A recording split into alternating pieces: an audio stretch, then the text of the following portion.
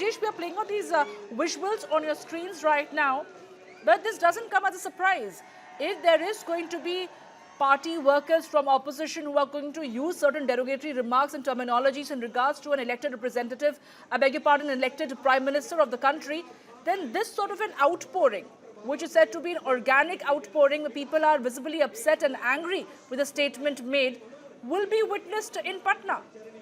Well, I think what has happened is that yesterday when the derogatory remarks were made, the Congress party was on the back foot because many condemned that irrespective of your political differences and ideological differences, you cannot allow this kind of language to be used, and that too against the Prime Minister in a public rally. So I think Congress already started distancing itself from the said remark. The Congress has today also made it clear that they do not support these kind of remarks, they do not condone these kind of remarks, and they have tried to distance themselves from the abuses which have been done by Naushad. But one thing is that today BJP workers were protesting outside the Congress office. Brajesh, I'll have to interject you over here. I will come back to you. I'm also joined by Shakti Singh of the RJD, who's joining me right now. Mr. Shakti Singh, good morning. Thank you for taking our time and joining me over here. We are playing out these visuals on our screens right now. We see protests turning violent. The BJP is demanding an apology from the Congress party and the RJD for using derogatory terms in regards to the Prime Minister. Will you apologize? सबसे बड़ी बात आपको ये बतानी चाहिए nation को, वो कौन आदमी है? उस मंच पर क्या राहुल गांधी है? उस मंच पर क्या तेजस्वी यादव है? गठबंधन के कोई शीर्ष नेता है? भारतीय जनता पार्टी अपने लोगों को रख करके कहाँ क्या करवाती है और एडिटिंग वीडियो किस रूप में चलाती है? प्रधानमंत्री के प्रति आप जांच करवाइए, शासन आपकी है, वो कौन बंदा है? आप उसके खिलाफ कार्रवाई करो। किसी ने रोका है क्या? बस शक्ति सिंह जी, यहाँ पे ये बोला जा रहा है कि जो इंसान अरेस्ट हुआ है, रफीक नाम का एक इंसान जो अरेस्ट हुआ है, वो लोकल कांग्रेस पार्टी से एसोसिएटेड है। नहीं, कोई प्रमाण नहीं है एसोसिएट होने का। अगर इस तरह की बात अगर कर रहे हैं तो उनको एविडेंस दिखानी चाहिए। वो किस पद धारक है, कौन से पद पर है, या कोई बोनाफाइड मेंबर है, ये बतानी चाहिए। बट आपके इवेंट पे आप ऑपोजिशन पे है, आप विपक्ष में हैं, आप कांग्रेस के साथ में वोटर अधिकार यात्रा कैरी आउट कर रहे हैं। देश भर में यात्रा से नहीं, आप वोटर अधिकार यात्रा कैरी आउट कर रहे हैं बिहार में, हर जगह पे। आपके इवेंट में कोई इंसान ऐसे आके अपशब्द इस्तेमाल करता है प्राइम मिनिस्टर के लिए, आप उसके खिलाफ में क्या एक्शन लेते हैं? आपने उसको कंडेम नहीं किया है? हमारे दल के अंदर में गरिहंड प्रवृत्ति या गरिहंड संस्कृति नहीं है। हमारे यहाँ वो संस्कृति नहीं है, और ये संस्कृति जो है ऑलरेडी भाजपा के अंदर है। चैनलों पर भी गाली गलौज की भाषा भाजपा के लोग करते हैं। हमारी संस्कृति उस रूप में नहीं है। हम प्रधानमंत्री देश के हैं, हम सम्मान हम लोग सब करते हैं, लेकिन जहाँ बात आती है नैरेटिव सेट करने की, पूरी बिहार के अंदर में यात्रा में भारतीय जनता पार्टी कहाँ उड़ गई पता नहीं चल रही है। इतनी घबराहट के कारण नैरेटिव इलेक्शन सेट करना चाहती है, कभी कुछ के नाम पर, कभी कुछ के नाम पर। इस तरह से नहीं चलता है लोकतंत्र। मेरे कॉलीग ब्रजेश आपसे कुछ पूछना चाहते हैं। Brajesh, please go ahead. Shakti Singh ji, एक चीज मैं जानना चाहता था, यदि ये कांग्रेस पार्टी के एसोसिएट मेंबर नहीं है, एसोसिएटेड नहीं है, तो ये उस यात्रा में कर क्या रहे थे?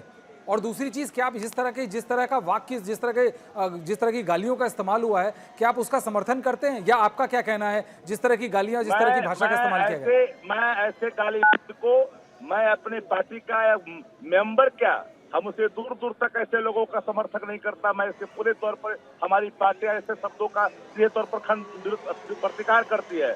हम लोग इस चीजों को बर्दाश्त नहीं करते। पद की गरिमा का सम्मान हमारा प्रथम प्रायोरिटी है, लेकिन अगर जो यात्रा के अंदर जन सैलाब से कई पीड़ाएं अगर उभर करके आ रही है और उस भाव का प्रकटीकरण इस रूप में जब आता है खुल करके, तो आदमी को लगती है कि भाई इतना बड़ा ग्राउंड, सारे लोग जाति धर्म मजहब की दीवारों को तोड़ करके लोगों ने जो समर्थन दिया है, अपने ही जनता ने नारा दिया है। आज साखेगिरी है चुनाव आयोग की। 1950 में चुनाव आयोग का गठन हुआ, लेकिन इतनी फजीयत देश के अंदर में कभी नहीं हुआ। प्रधानमंत्री जी ने चुनाव आयोग के बारे में क्या कहा था, आप लोग को पता ही है, बताने की जरूरत नहीं है, लेकिन हम लोगों ने सब चीजों को देखा है। शक्ति सिंह जी, चुनाव आयोग, आप सुप्रीम कोर्ट भी गए, सुप्रीम कोर्ट ने भी कहा किसी तरह का कोई सबूत नहीं पेश किया गया। चुनाव आयोग लगातार कह रहा है कि आप सबूत पेश कीजिए। आखिरकार आप लोग सबूत पेश क्यों नहीं कर रहे हैं? ये तो ब्लाइंड स्टेटमेंट है ना। साबुत तो सामने किया, जिनके नाम से साबुत चुनाव आयोग ने माना नहीं माना। आज तक चुनाव आयोग ने असली बात कहीं बताई?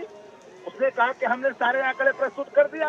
उसी आंकड़े में मरे हुए लोग हैं जो जिंदा हैं, उसी आंकड़े में जो जिंदा है वो मरे हुए हैं, उसी आंकड़े में जो बोल रहे हैं चल रहे हैं वो व्यक्ति के नाम कटे हैं, उन्हीं के आंकड़े में है। लेकिन ये नहीं है। शक्ति सिंह जी, आप लोग जिस तरह रैली निकाल रहे हैं, न्यायालय ने हम लोगों की मांग को माना और आखिरकार आधार आप इतनी जल्दी SIR कर, ठीक है, SIR चुनाव आयोग का अधिकार है, हमारा SIR पर न कहीं प्रतिकार रहा न विरोध रहा, लेकिन जो प्रक्रियाएं अपनाई गई, जिस तरह से किए गए, समय अवधि का चुनाव किया गया, अब बताइए, आप ही से पूछते हैं 30 सितंबर के बाद में अगर जिनके नाम नहीं रहेंगे, कोई चुनाव लड़ने वाला उसके नाम अगर बलाक काट दी गई स्वाग्रह के दृष्टिकोण से, फिर वो इलेक्शन अनाउंस होने के बाद वो कहाँ जाएगा? फिर कौन सा इस्तेमाल करेगा? ये सारे सवाल हैं। बिल्कुल, सवालों को लेकर के हम लोगों ने आपके सवाल जायज है शक्ति सिंह जी, लेकिन मैं ये जानना चाहता हूं, जिस तरह से आप लोग वोट अधिकार रैली निकाल रहे हैं और जिस तरह की भाषा का कल इस्तेमाल हुआ, आपको लगता है इससे आपके नैरेटिव पे चोट पहुंचेगी? क्योंकि लगातार रैली तेजस्वी यादव, राहुल गांधी जी कर रहे हैं। मंगलसूत्र, गर्लफ्रेंड, मंगलसूत्र, विधवा, आप शायद भूल गए क्या? ये सम्मानजनक भाषा देश के प्रधानमंत्री जी का भूल गए क्या? कितना अदब की भाषा थी प्रधानमंत्री जी की। 50 ये भूले तो नहीं होंगे? गर्लफ्रेंड से लेकर के विधवा से लेकर के भैंस खोल लेगा, आप तो नहीं देखे होंगे, टोटी तोड़ लेगा। आपने ये तो चीजें आपने देखा। प्रधानमंत्री जी की भाषा संयमित होती है।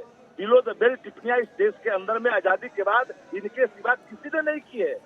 माफ करिएगा, हम सम्मान करते हैं पद पर व्यक्ति जो बैठते हैं सारी के रूप में, हम उसका सम्मान करते हैं। आएंगे जाएंगे लोकतंत्र, लेकिन शक्ति सिंह जी जहां उन्होंने तंत्र है ना, बिल्कुल किस तरह की भाषा चाहे वो कोई भी करे, का मुख्य अधिकार मताधिकार है। शक्ति सिंह जी बिल्कुल आप सही कहा। शक्ति सिंह जी, इस तरह की भाषा कोई भी यूज नहीं कर सकता, चाहे वो प्रधानमंत्री हो चाहे वो विपक्ष हो। लेकिन आपको लगता है जिस तरह आप लोग वोट अधिकार रैली को निकाल रहे थे, पिछले काफी दिनों से भीड़ दिख रही थी आपकी रैली में, जिस तरह की भाषा का कल इस्तेमाल हुआ है, आपको लगता है कि बीजेपी को एक एंट्री पॉइंट मिल गई है आपकी वोट अधिकार यात्रा को पूरी तरह से डिस्क्रेडिट करने का, या आपको इसकी हानि उठानी पड़ेगी? नहीं, हमारे पार्टी के अंदर से, हमारे कोई गठबंधन के अंदर से अगर कोई बातें उठती, कोई नेता के बयानात हो, तो मैं खुद, मेरे जैसा व्यक्ति एज ए चीफ स्पोक्सपर्सन, मैं पूरे तौर पर खंडन करता हूँ। लेकिन ये हमारे पार्टी का है नहीं, ये किस बात को लेकर के नैरेटिव सेट करेगा? ये आप कह रहे हैं शक्ति सिंह जी, शुक्रिया हमारे साथ जुड़ने के लिए। And clearly the opposition is distancing themselves from this one man called Rafiq, who has been arrested as using derogatory remarks in regards to the Prime Minister. Thank you, Brajesh, for joining me right now from the newsroom.